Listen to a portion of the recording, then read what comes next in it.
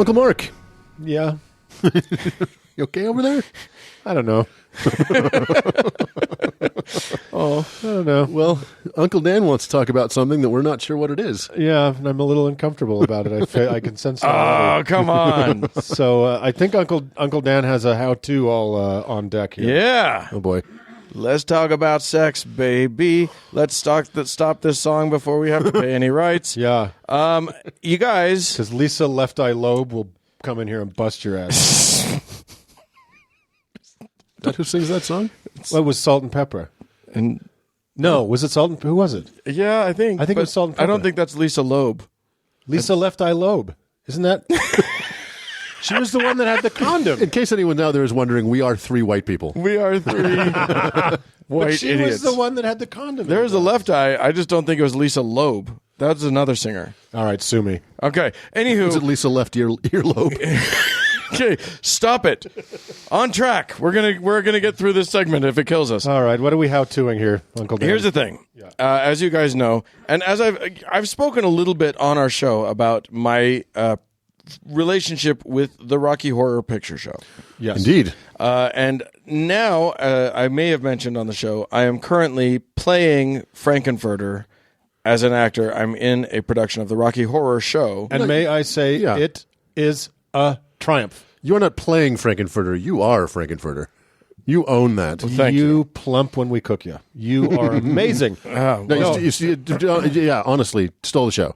Yeah, it was super fun. Frankenfurter better steal the show, Right. but you stole the show. Oh, well, that's very kind and the reason that I wanted to start this way. Yeah. Anyway, one of the things that's interesting about the Rocky Horror Show in a modern context is how many ways in which it talks about sex that meant one thing in the 1970s when it came out, Yeah. and an entirely other thing in the 2018s when it's being currently performed at the Grand Theater in Salt Lake City, Utah. When you were young, and we talked about this when we did a rated R how-to several shows ago. Right.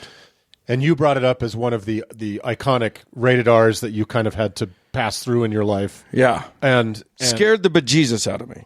and scared the Jesus out of you then. And as we talked about downstairs a little while before the show, it scares the bejesus out of you a little bit in different ways now. In a totally different way. Now it's like, now I'm worried about like all the rapey stuff. And like nobody that's coming to this show now is like shocked at the sight of a man in ladies' lingerie. No. Right. That doesn't exist anymore. We're all quite inured to that vision. Sure. Yeah. So that's kind of funny. Like If this was the video format, you'd see that right now with three people. right, exactly. We're all happily ensconced in teddies and whatnot.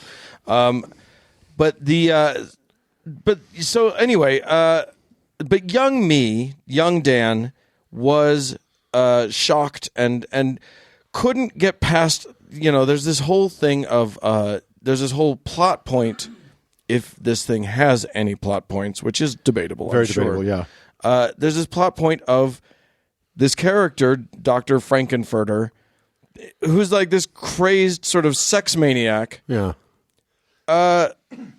You could term it, there's a number of ways you could phrase this, but let's just be charitable and say he unlocks the inner sexuality of a couple of squares that wander into his realm. That was tiptoeing through the minefield right there. Yeah. Boy, I want you as my lawyer if anything ever goes down, because you put a spin on that was We're going to ignore for right now, for the purposes of this conversation, we'll ignore the fact that he basically rapes two people and then, they're fine afterwards, whatever. yes, as is typically the case. As is typically the case, they actually enjoyed it, as every rape victim in 70s and 80s literature and lore did. I wish you had a sound effect of someone running away down a hallway. So let's not get into the mire of that, because that is a whole other conversation.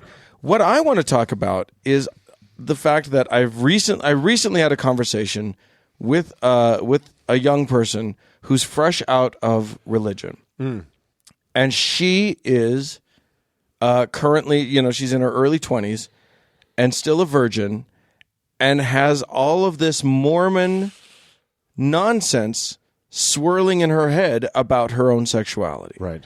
And about sexuality in general, and about sex specifically. And I wanted to talk about, young Dan watching Rocky Horror, had all of the same shit swirling in his head about like fucking sex is bad, sex is bad, sex is bad. Yeah. And at some point, gentlemen, we three all kind of, at least intellectually, got past that thinking. Yeah, we sure did. So I just wanted a point of personal preference here, if I could just say. Sure. I think the term virgin is problematic. So, if she's sexually inexperienced at this point. Indeed. As an adult. Which It was a word that she herself used, but Right. but I'm absolutely fine just saying yes. it's different when they call each other that. Sure. That's their word. It's their word. That's not for us to use. Ugly In word. case it's not clear, we are three men. Yes. Yeah. Yeah. So, And we sound like three virgins. Sorry to use that. but loaded term I mean, again. when I was young, the programming of the religion fucked me up sexually speaking. Oh, yeah, for sure. And I wanted to talk, just do a how-to discussion. None of us. Are, I'm just. You two have at it. I'm just stop over it. here. Stop it. None of us are professional therapists or anything like that. We should start with that caveat. We have no training in this, but we all had to go through a process. And mine was pretty painful. But I wanted to just open up the floor and talk about how we got past the programming. Well, is it worthwhile to start with the program, like what the barrier looked like to the three of us? Right? Sure. Sure. I mean, it unsurprisingly, it's not unique to Mormonism. The taboo that was placed on sex, I think perhaps somewhat unique to Mormonism. Sex wasn't evil unless it existed outside of the confines of a celestial marriage. Right. So you were just discouraged from any kind of physical contact with a partner until you were married, Or with yourself. or absolutely, or with yourself. I mean, that's the crazy part. Like, you want to start fucking up a young male, tell him not to masturbate. Yeah. or a young lady. Or a young lady. I mean, I just know that, like, guys more... anyway, I won't speculate Religious about that. people are more obsessed. They're absolutely obsessed with female sexuality. Right. But when it comes to masturbation, it seems to be it's a boy problem, not a girl problem. Right. But I will say that, and Elizabeth Smart, who is locally known for what happened to her, where she was kidnapped. Internationally known. For Yeah, of course. Yeah, of course. She was kidnapped by a crazy person. and repeatedly raped over the course of 9 months. Right. Yeah. Until she was found. And she was 14 years old. 14 years old. But she has a very unique perspective of it from the female perspective of being a Mormon, which she still is, that she had seminary teachers tell her that a woman was like a piece of gum.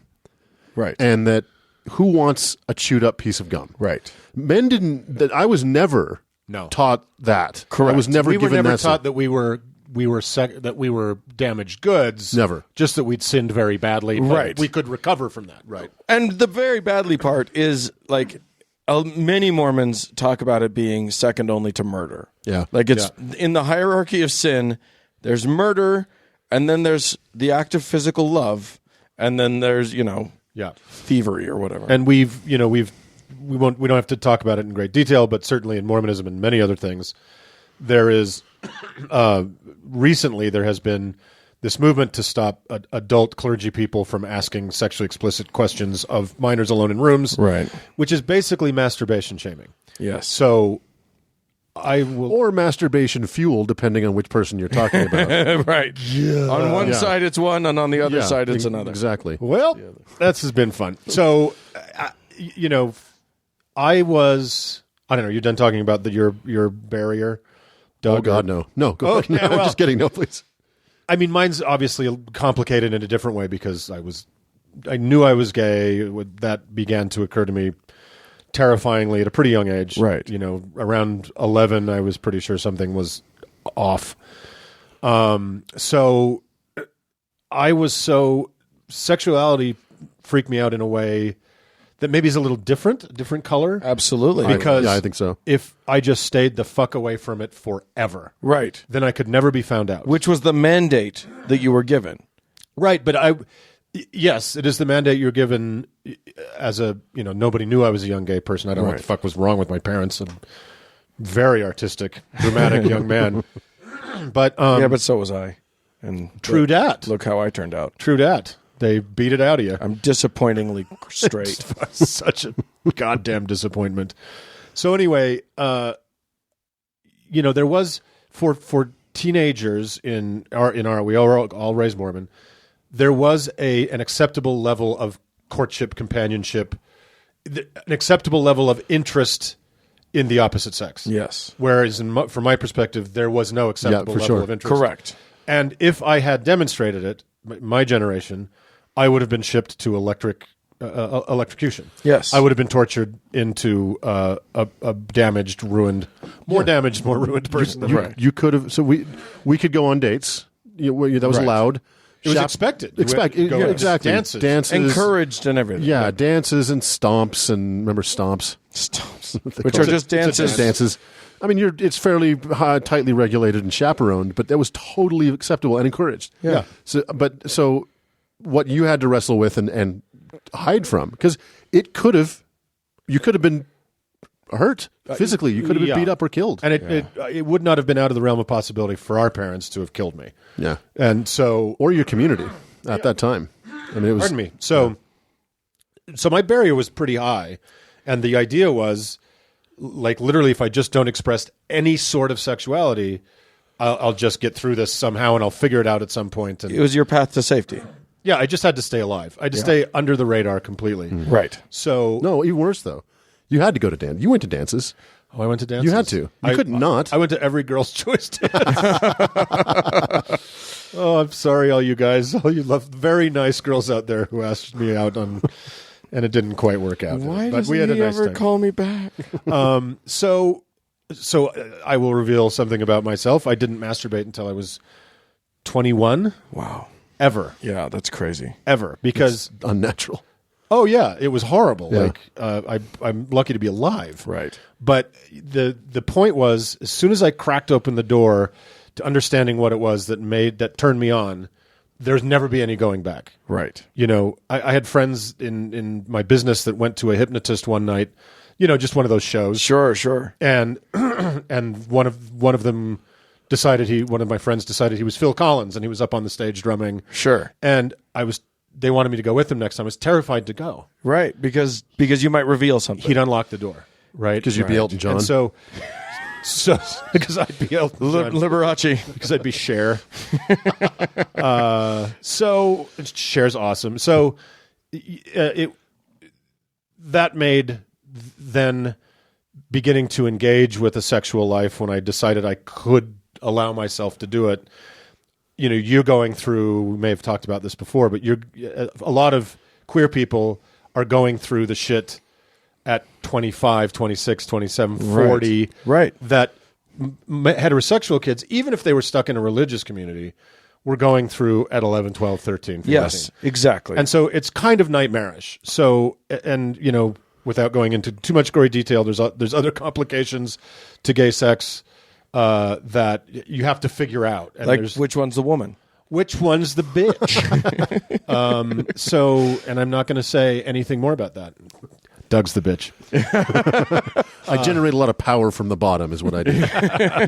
So, it was made weirder by the fact that it wasn't that I was really religious. That, those shames were really embedded. Yeah. But it was more that if I get found out, Right. I have nothing left. I have no community, no family, nothing left. Right. So, that's my fucking Norman Rockwell painting. So fellas. I feel like so there's our groundwork. There's our starting point. Yeah. We leave the church, but we're still but it's not as easy as just intellectually going, "Oh, No. I'm free to have sex now." It is not. Yeah. Ta-da. Yeah. Easy. And sex is always going to be like your first few sexual encounters are always going to be awkward, Pretty terrible. no matter what. But I mean, for any listeners that may be sexually inexperienced, they don't have to be. they don't have to be. But don't what get I'm me wrong. Yeah. what I'm trying to say is maybe we can guide some people in a way that might give them a softer landing. Yeah, and if there are listeners who are sexually inexperienced, I don't mean to say they were terrible. I mean to say I probably wasn't the most attentive lover. Right. You know what I mean? Right. Yeah. I mean, they were You certainly have become that. Well, Yeah. I learned from the best. it's getting really creepy in here, and I don't know. I'm very uncomfortable. So but it's interesting. It's interesting that is the common remembrance or understanding of first sexual experiences, that they were terrible. And I think part of why people remember them as terrible or expected them to be terrible is because of the same fucking system setting you up to fail that we're trying to address here. Yeah. So Right. Well, I mean, mine were terrible in part because I was still a Mormon and a believer. so you were just in hell. when I first started. Yeah. Because while my brain believed, my hands were very excited about the idea of boobs. 3.5 billion years of evolution was at work. Yes, indeed. Yeah. So I was literally you have your first girlfriend and you make out with her. I had, and that was like, and those first kisses, the first make out sessions, fireworks are going off. for It's sure. the most amazing thing that's ever happened. And it's just this a remarkable moment. And I was young, I was 14. And then, things progress, and I was with a very, very Mormon girl, but she also has all those billions of years of evolution behind her. if only you'd have known at the time to say, we're as old as one of Joseph Smith's wives. Right, yeah, exactly. So this is fine. This is all totally acceptable. At least one of Joseph Smith's wives. Right. Diversion aside. I ended up, touching her in her downstairs region. That was my first non-lip sexual contact. And then, I had subsequent girlfriends after that I ended up touching in their upstairs, and then different things. I couldn't stop myself from sexually exploring, but I also would immediately afterward just crush myself with guilt. Yeah, and that is I completely agree. Every experience I had along the spectrum of sexuality, even after I left the church, was anytime the first time I touched a girl's boob or kissed a girl or anything else.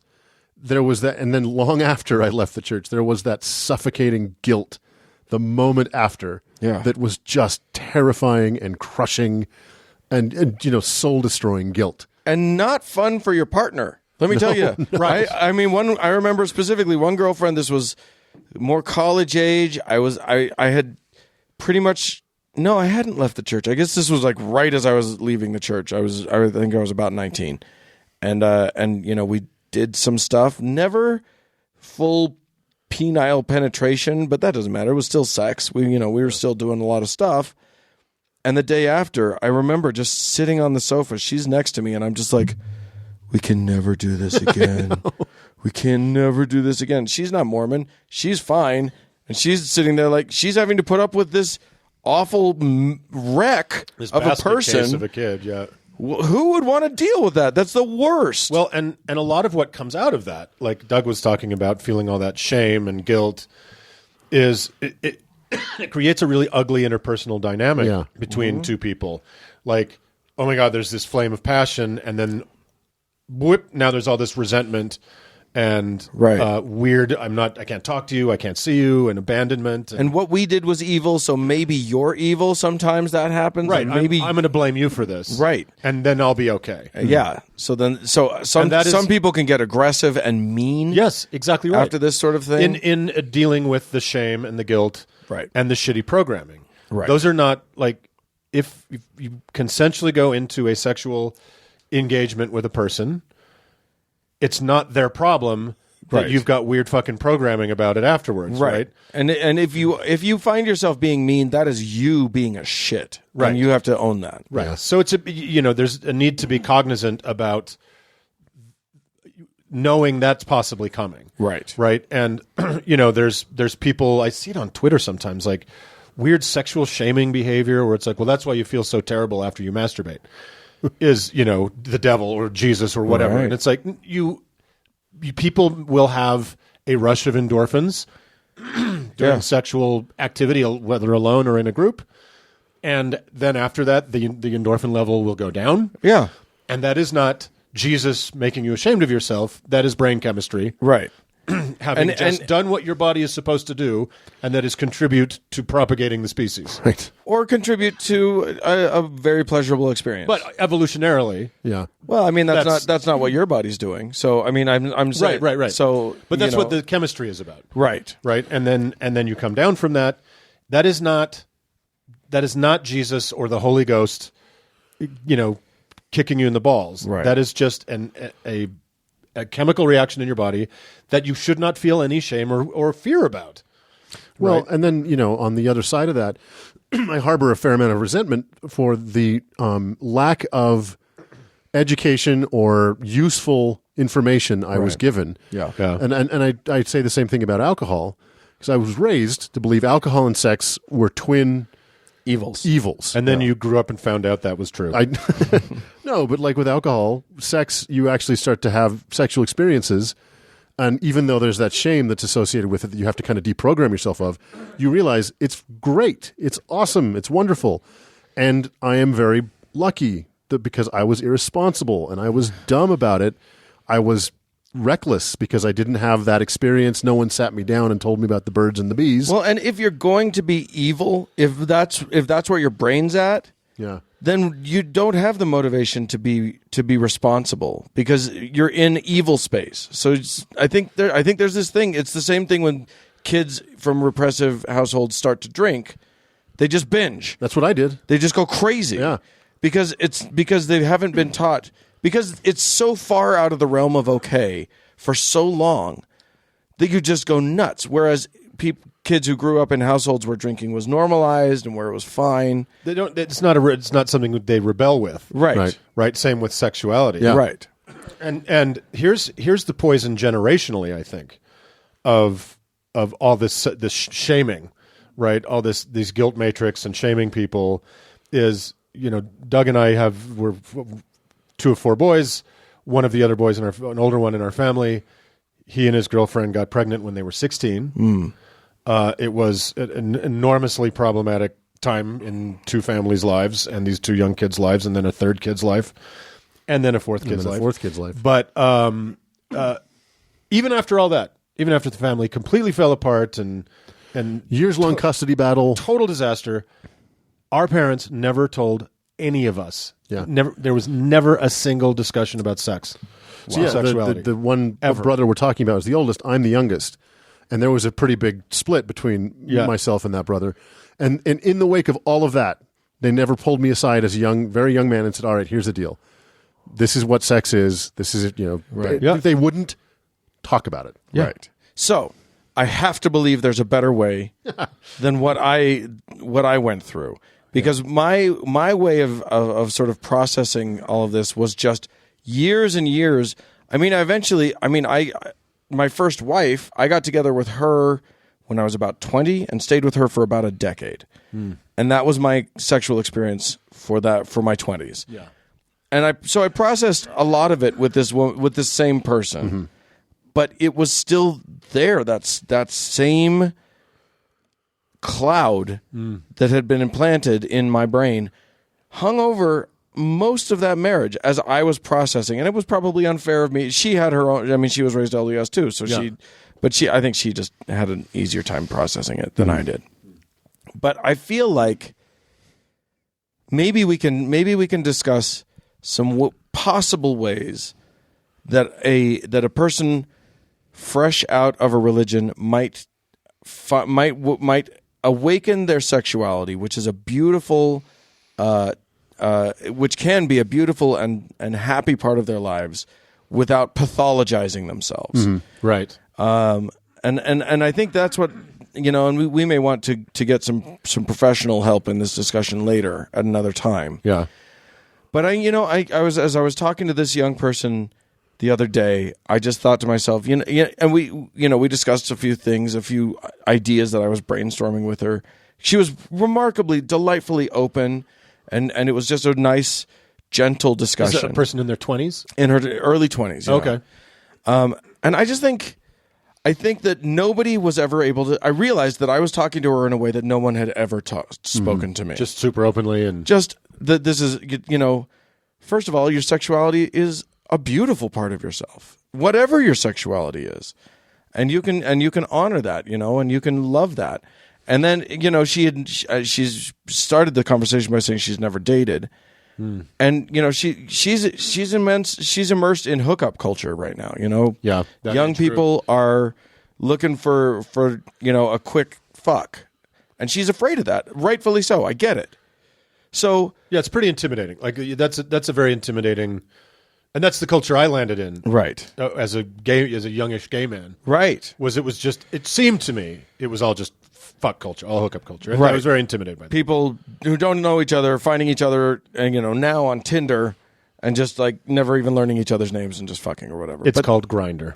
Well, for you it is. Yeah, Oh, there's another one. yeah. Oh, whatever. They have that. Gross. Anyway, so yeah, other than my just constant self-shaming and My hiding. you're hiding the stuff, I feel like the first step needs to be maybe just acknowledge that it's good. That like, even though there are negative things surrounding sex, There are negative things surrounding everything. right? Yeah. So you can still acknowledge that The there's ball pit at Chuck E. Cheese is just full of bacteria. there's no positive to that one. They tell me that every time, and they're like, "You are the reason." You're out. You're out. But there's so yes, there is sexual disease that you need to be aware of. Yep. There is obviously for straight people there is pregnancy that you need to be aware of and avoid. Definitely never get pregnant ever. Yeah. Well, I would recommend having an unwanted pregnancy in America in 2018. Oh, So just putting that out there. don't do it after 2018. Yeah, exactly. So we've covered a lot of this stuff with Dr. D, who is our OBGYN friend and sex educator, which is like contraception, Right. Safe sex. We've talked about consent with her. Yep, we have a very long conversation about consent, which is you must always have. Yes, and enthusiastic consent at that. Yeah, with anything alive. Right. I think that's an important caveat. So do we want to talk about this on this segment, or we'll do necrophilia another time? We'll do it another time. We'll that's figure a it whole. out. I want to do a whole show on necrophilia. That's a a whole whole show. kettle of bodies. Yeah, that we we'll can do that get for to. Christmas. Yeah, delightful. I think so. I think Acknowledging you are a sexual a being. Mm-hmm. It is how there is no fucking shame in the equipment you popped into this world with. Yeah. The collection of nerve endings and things that in your head that are you. right. That is beautiful, and whatever flavor of desire that involves Adult. or whatever age appropriate, Right. it's perfectly fine for young people, minors, to get together. If this is a slippery slope, but anyway, Yeah. there's no shame in whatever that is you are, right? That's Right. beautiful and wonderful. Even if you are, and we should acknowledge that asexuality is a thing too, And that's another thing. And if you check in with yourself and you go deep and you just learn that sex is not for you, Yeah, fine. yeah, That's we're not here to say that everyone has to have sex, but I think a lot of people who are afraid of sex, who don't want to have sex, are that way because they've been trained to be that way yeah. by their religion, and I think that you can deprogram yourself from that religious training. Well, and I would say just, it is very hard to do. And there. Tell me about your experience, Doug. You want me to go into detail? Okay, so what happened was. No, not those details. But like, did you struggle to? Oh, yeah. Even so, I left the church intellectually. When I left, I was so all in that getting out was actually, it was kind of an all in, all out kind of a thing. Yeah. But I still wrestled with the guilt. Every sexual experience I had for years Yeah. was followed on by this crushing guilt. And it just, you kind of have to just work your way through it. And it's, if you have resources, friends or family that you can talk about it, if you can seek professional help, you should definitely do that. Yeah. But just know that it sucks that you have to go through that guilt and that stigma, but you're not alone. You're not the only one going through that. And if that's of any consolation at all, it should be. Yeah. But if you have resources, avail yourself of the resources. Yeah, and I would also say it's not just the guilt and shame. From the particulars of of the family Doug and I shared in our religion, we both walked out of that church with a tremendous amount of misogyny. Right. Yeah. And that, that didn't enter into my sexual existence very much. Right.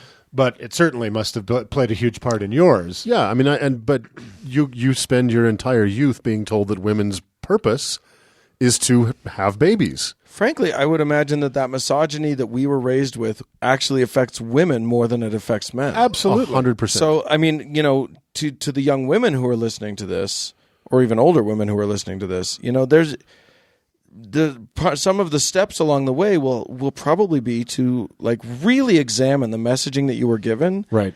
and really understand that it's not true. Right. The things that you were told about your body, about who owns it, about what is okay to do with What it, your and autonomy is. and what men think about you if you've had sex versus if you haven't, that's not true. Yeah. And it's not yours, and you don't have to keep it. Right. And a lot of the programming, what young women take out of this is that they are a piece of fruit that can only get bruised once. Right.